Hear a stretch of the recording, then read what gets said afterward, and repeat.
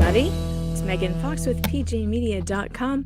I write columns on political stuff and breaking news every day, and then I come here and have a relaxing, fun time with you. And tonight we're doing book club again. It's chapter 3, and I'm exhausted from yesterday. I don't know if you saw my broadcast about Jussie Smollett's sentencing, but that was yesterday. I did a live video last night. I sat at my desk for 5.5 hours. And it was just quite a day. So for tonight's book reading, I'm choosing tea because I'm having an allergy attack because everything is thawing in New York. And while that's beautiful, it's so beautiful. There are waterfalls everywhere right now. And my chickens have started laying eggs again. So that's exciting. But with the thaw comes the terrible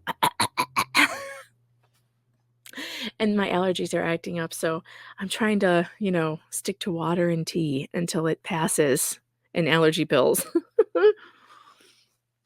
Okay, chapter 3. We loved a serial dater.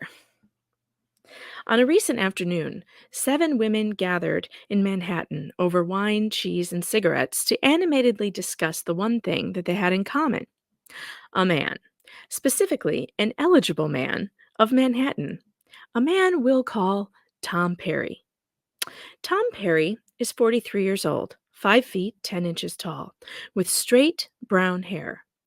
There is nothing remarkable about his appearance, save for a penchant a few years ago for dressing in black Armani suits paired with wacky suspenders. I can't see today. I need to take my glasses off. It's the weird hell about getting old is my glasses used to work for close up and far, and now they only work for far, not close up. And when I wear my contacts, I have to put my reading glasses on to read. It's insane. All right. He comes from a wealthy manufacturing family and grew up on Fifth Avenue and in Bedford, New York. He lives in a modern high-rise on Fifth Avenue. Over the last 15 years, Perry, who almost always referenced to by his last name only, has become something of a legend in New York. He's not exactly a womanizer because he's always trying to get married. Perry is rather one of the city's most accomplished serial daters, engaging in up to 12 relationships a year. But after 2 days or 2 months, the inevitable happens. Something goes wrong, and he says, "I get dumped." Is this Skipper? This might be Skipper. Perry might be Skipper.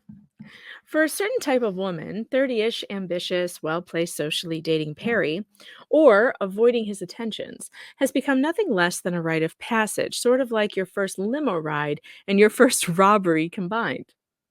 Even among the city's other notorious ladies' men, Perry stands out. For one thing, he appears to be holding far fewer cards. He has neither of the well-bred looks of the county Eric Wachtmeister, nor the free-flowing cash of Mort Zuckerman. I wanted to know, what's Perry got? Each of the women I contacted had been involved with Perry either intimately or as an object of his ardent affections, and each said she had dumped him. None refused my request to get together for a session of the talking about Perry. Each woman perhaps had something unresolved about Perry. Maybe they wanted him back. Maybe they wanted him dead. Like Daryl Van Horn. We met at the home of Sarah, a filmmaker who used to be a model, until I got sick of the bullshit and gained 20 pounds. She wore, I can relate to that, except I've never been a model, obviously.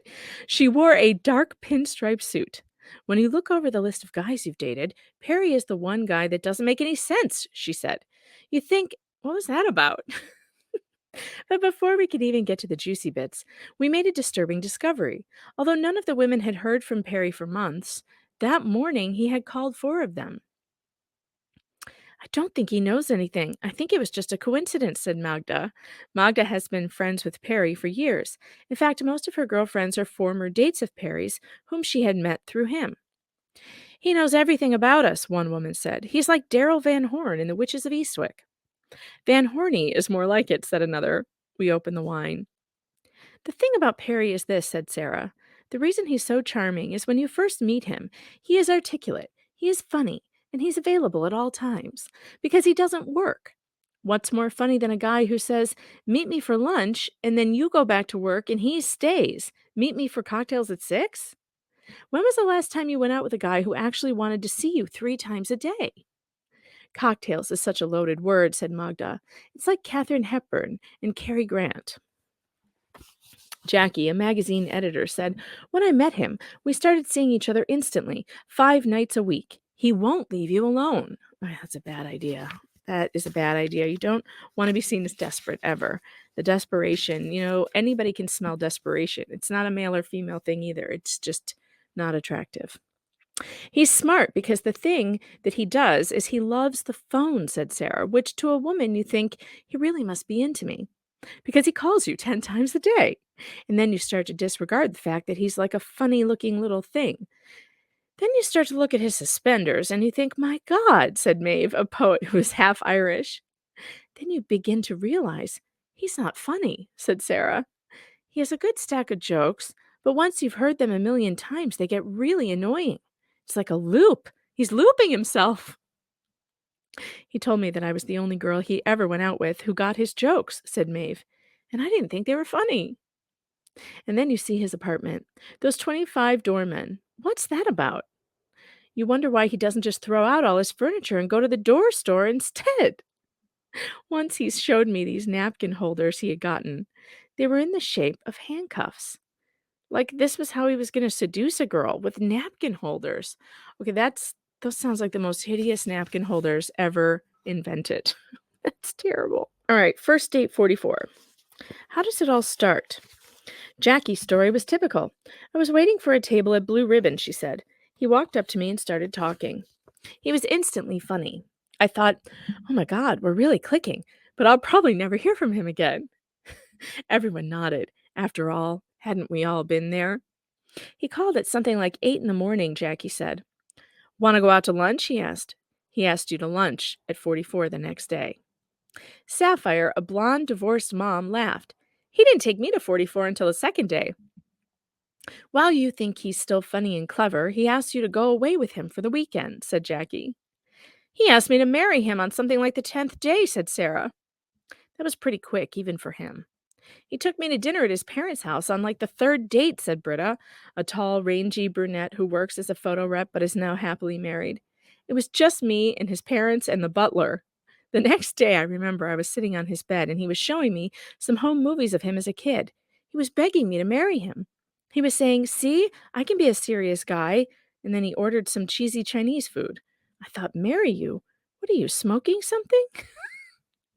It's sad. Ramona sighed. On the other hand, I had just broken up with someone, and I was pretty upset. He was always there. A pattern emerged. The woman who had dated Perry had all just left their husbands or long-term boyfriends when Perry found them. Or was it they who found him? He's rebound man, Sarah said definitively. It's like, excuse me, are you broken? Let's get intimate. He's the emotional Mayflower, said Maeve. He gets women from point A to point B. You arrive at Plymouth Rock feeling enormously bitter. They should have used that in the script. That was funny. The emotional Mayflower. His ability to empathize was a strong point. The phrase, he's just like a girl, came up over and over again. Oh, that's just what a guy wants to hear. He reads more fashion magazines than women, said Sapphire, and he's much more willing to fight your battles, than he is his own. He's extremely confident, said Maeve. I think it's a mistake when men present themselves as helpless idiots who can't even find their socks. Perry says, I'm totally secure. Lean on me. And you think, what a relief. Really, it's all that women want. Most men don't understand that. At least Perry is clever enough to affect it. And then there's the sex. He's awesome in bed, said Sarah. He's unbelievably great at making out, said Sapphire. You thought he was awesome? Jackie asked. I thought he was awful. Can we please talk about his feet? This is every guy's worst nightmare. 4 or 5 of his ex-girlfriends in one room sharing stories. Nevertheless, so far, Perry seemed to be the embodiment of the 2 things women always say when they want most. A guy who can talk and be understanding like a woman, but who also knows how to be a man in the sack. So what went wrong? Perry, size 8 matters. It's like this, said Maeve. As long as you're neurotic and crazy, he's great. But once he solves all your problems, he becomes the problem.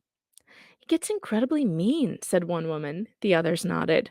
Once, said Jackie, when I was a size 8, Perry said, "There's no way you're a size 8. You're a size 10 at least." I know what a size 8 looks like, and believe me, you're no size 8. Oh, man. Yeah, not recommended. Nope. He was always telling me to lose 15 pounds, said Sarah. Oh, that's terrible. And when I went out with him, that was the thinnest I'd been in years. I think when men tell women to lose weight, it's a diversion from their own lack of size in certain areas, one of the women added dryly. Maeve remembered a ski trip to Sun Valley.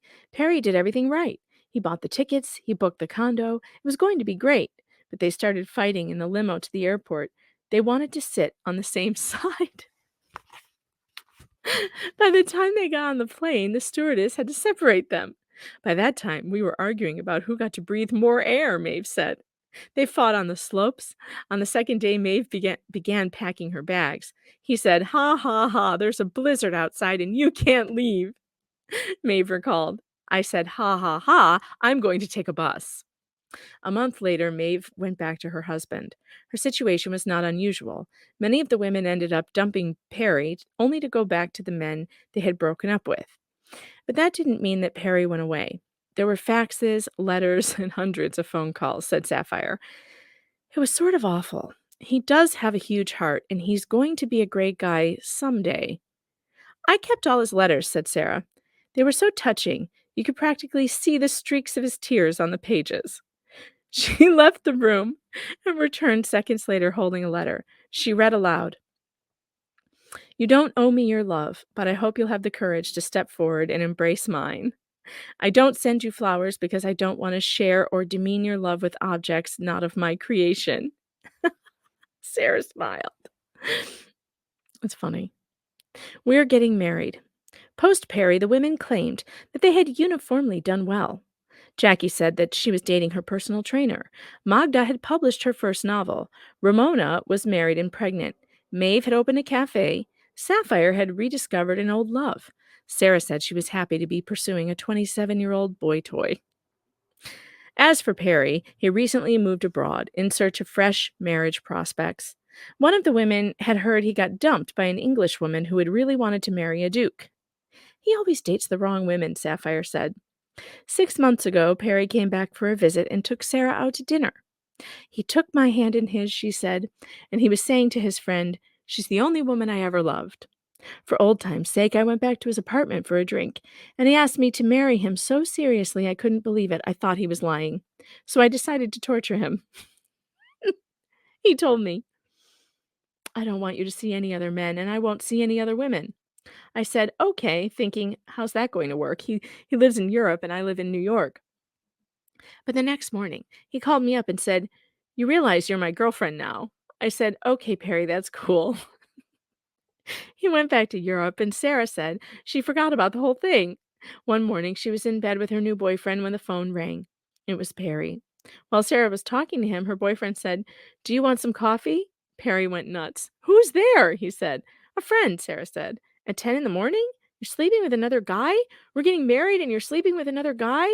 He hung up, but a week later he called back. "Are you ready?" he asked. "For what?" Sarah said. "We're getting married, aren't we?" "You're not still seeing someone, are you?" "Listen, Perry, I don't see a ring on my finger," Sarah said. "Why don't you send a messenger over to Harry Winston's to pick something up and then we'll talk?" Perry never called Harry Winston's, and he didn't call Sarah again for 4 months. She said she sort of missed him. "I adore him," she said. "I feel compassion for him because he's totally fucked up." It was getting dark outside, but nobody wanted to leave. Look, I have to say this though, if you really think somebody is that screwed up, don't mess with them. That's not nice. Obviously, he has a screw loose. And he really thinks I think he thinks he's in love with these women. So they shouldn't play around with him. They should just tell him no. She shouldn't have said yes. Even to screw with him. That's not nice. Again, lower anxiety levels. Don't elevate them on purpose. It's not nice. All right, let's see. It was getting dark outside, but nobody wanted to leave. They all wanted to stay, transfixed by the idea of a man like Tom Perry, but not like Tom Perry. All right. That's it. That's the end of chapter 3. So, I can't see the screen anymore. I have to find my glasses again. So, did you enjoy that? How was it? I thought that one was probably one of the more boring chapters we've read so far, but I thought it was interesting how they played Skipper. I would say that Perry and Skipper are pretty close, except I did not get the impression from Skipper that he was like a Lothario of any kind. Like he seemed pretty socially awkward to me. So they made him a little less likable, I think, than Perry. Because I kind of ended up feeling sorry for Perry. I feel like they were kind of screwing with him. And yeah, he has desperation because he hasn't met the right person, right? Everybody's been there. Everybody's been desperate. It's a bad feeling. So yeah, if you remember, if he's just not that into you, move on. It's okay. You'll find somebody else. All right, everybody, have a great night. I hope you enjoyed it. And I'll be back next Friday. You guys have decided Friday nights at 5 p.m. is when the book club should be on.